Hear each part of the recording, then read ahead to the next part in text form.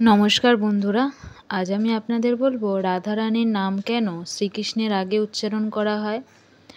একদা অমর্ত্যধাম গোলক বৃন্দাবনে শ্রী ভগবান রত্নসিংহাসনে বসে আছেন।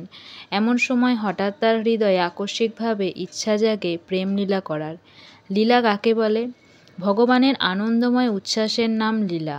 ভক্ত ভগবানের মিলন বৈচিত্র্যের নাম লীলা। যে মুহূর্তে বাসনার উদ্রেক হলো, সে মুহূর্তেই তার বাম অঙ্গ থেকে আবির্ভূতা হলেন এক অপরূপ স্ত্রী।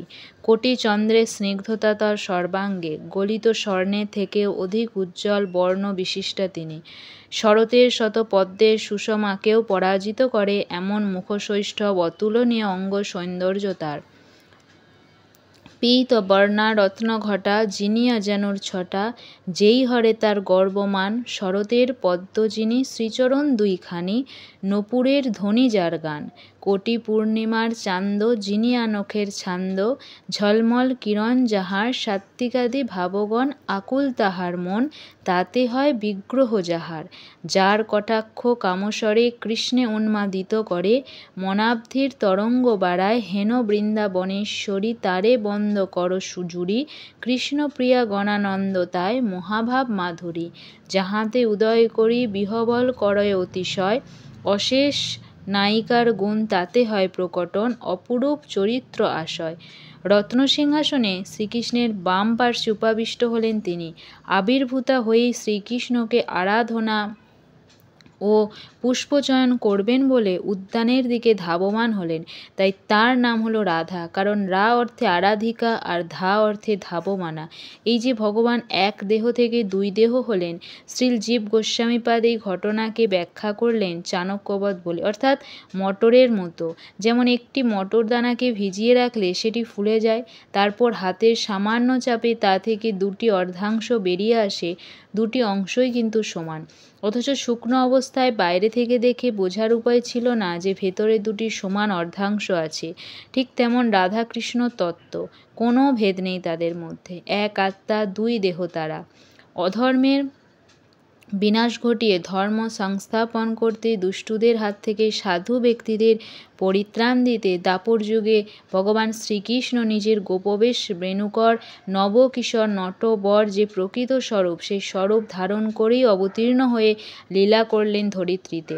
চিন্ময়ধাম গোলক বৃন্দাবনে তিনি শ্রীমতী রাধারানী সহ যে প্রেমবিলাস করেন, সেই লীলায় মর্তলোকে বা ভৌম বৃন্দাবন করেন এই কৃষ্ণ অবতারে।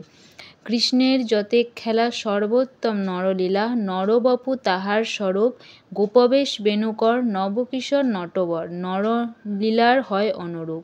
অতএব লৌকিক জগতের সাধারণ নরনারীর মতো তাদের কল্পনা করতে নেই।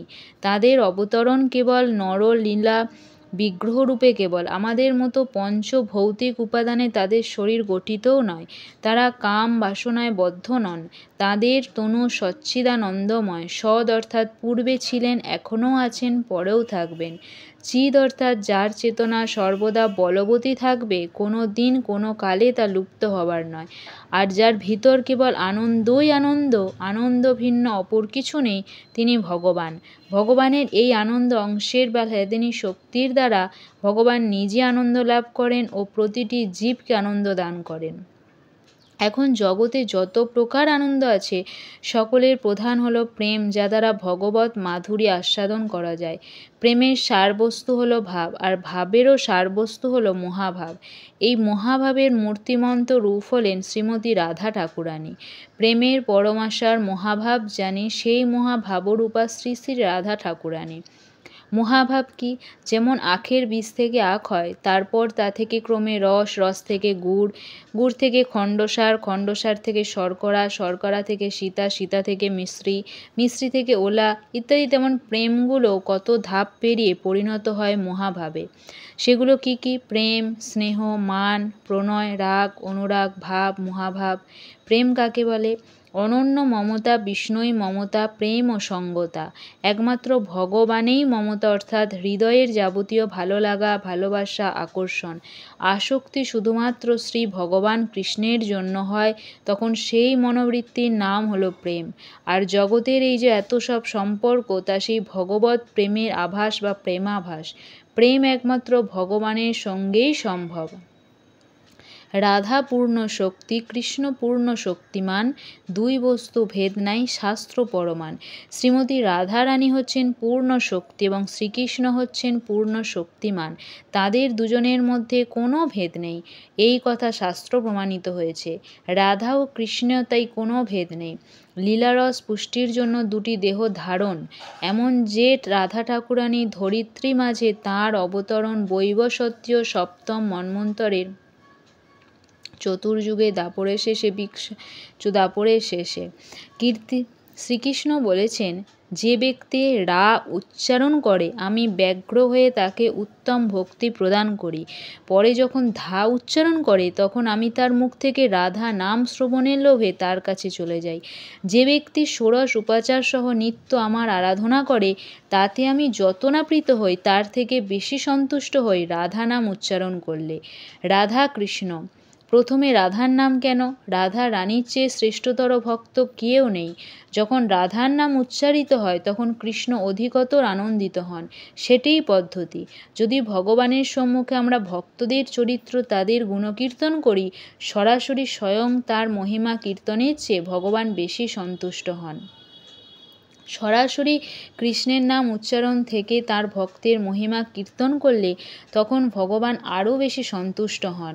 ভগবানের মুখ্য নাম রয়েছে, যেগুলো হলো রোহিণীনন্দন, যশোদানন্দন, গোবিন্দ, গোপীনাথ। এইভাবে যখন কৃষ্ণকে তার ভক্তদের সাথে সম্পর্কিত করে কোনো নাম দ্বারা সম্বোধিত করা হয় তখন ভগবান আরও বেশি সন্তুষ্ট হন।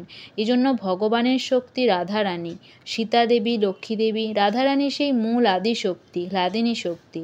তার প্রকাশ সীতাদেবী ও লক্ষ্মীদেবী। সুতরাং তার শক্তিকে যখন আমরা আগে সম্বোধন করি তখন ভগবান আরও বেশি সন্তুষ্ট হন।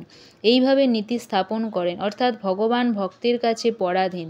তাই আমরা যেন ভগবানের ভক্তের চরণে কোনো অপরাধ না করি, তাদের সন্তুষ্ট করলেই ভগবান সন্তুষ্ট হবে।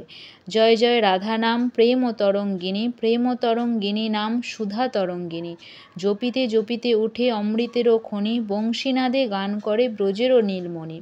তাই তো অমৃতের খনির আশায় বংশীবদন কৃষ্ণের বংশী কেবল রাধা রাধা সুর তোলে। বৃন্দাবনবাসীরা তাই প্রতিটি কথার শুরুতে রাধে রাধে বলে। তারা প্রশংসা এবং তিরস্কার সব কিছুর আগেই রাধা রাধা বলে। রাধা রানীতেই কৃপাতেই কৃষ্ণচরণ প্রাপ্ত হওয়া যায় সহজে।